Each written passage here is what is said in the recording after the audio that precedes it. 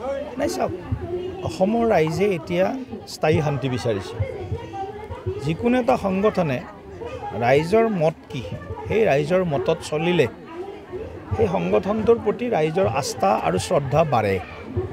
আজি যিটো প্ৰক্ৰিয়া ভাৰত চৰকাৰে অসম চৰকাৰে বা আলোচনাপন্থী আলফাৰ নেতৃত্বই গ্ৰহণ কৰিলে সেইটোক আজি অসমৰ ৰাইজে উষ্ম আদৰণি জনাইছে। সকলোৱে আজি মানে শান্তিৰ প্ৰশ্বাস লৈছে, কাৰণ সকলোৱে বিচাৰে যে ধেমাজিত ঘটনা হৈছিল, ভূটানৰ অপাৰেশ্যনতো ঘটনা হৈছিল, বিভিন্ন ধৰণে যিবিলাক ঘটনা অসমৰ ৰাইজে আশা নকৰে, এনেকুৱা সন্ত্ৰাস এনেকুৱা বিচ্ছিন্নতাবাদ অসমৰ ৰাইজে নিবিচাৰে।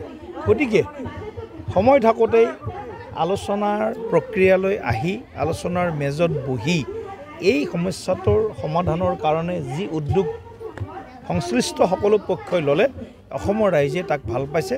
ময়ো আদৰণি জনাইছোঁ, লগতে পৰেশ বৰুৱাদেৱকো আগন্তুক দিনত আলোচনাৰ মেজলৈ আহিবলৈ মই আহ্বান জনাইছোঁ।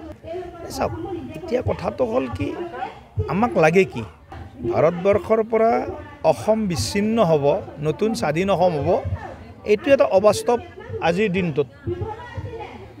আৰু ইমানখিনি তেওঁলোকে হয়তো বুজিও পাইছে, কিন্তু স্বাধীন ভাৰতৰ এই বিষয়টো আমাৰ কোনো ধৰণৰ কাৰো তেনেধৰণৰ আজিৰ দিনটোত কাৰো মনৰ এনেকুৱা কোনো ইচ্ছা ব্যক্ত হোৱা দেখা পোৱা নাই।